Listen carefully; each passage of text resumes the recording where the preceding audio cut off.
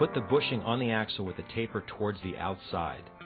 Bushings may go on by hand, or you may have to tap the bushing on with an old inner bearing and a short pipe.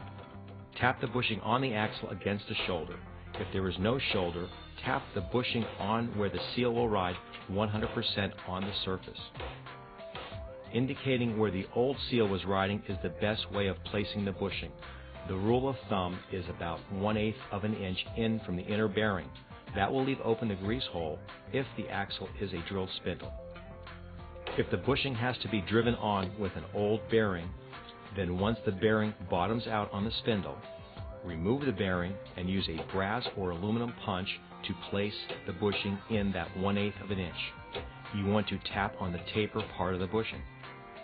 If the axle has a shear loop system, which has a hole drilled through the back of the spindle, the hole has to be drilled and tapped to 1/8 inch NPT. If there are any obstructions to drilling and tapping the hole, simply use a die grinder and remove the obstruction.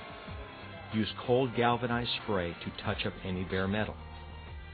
Once tapped, grease can be pumped through the hole where the seal rides to back flush the old grease and metal shavings out of the back of the spindle. Once flushed, put Teflon tape on the Zerk fitting and tighten. We use a sealable Zerk fitting to hold back the air pressure 100%, part number Z-100.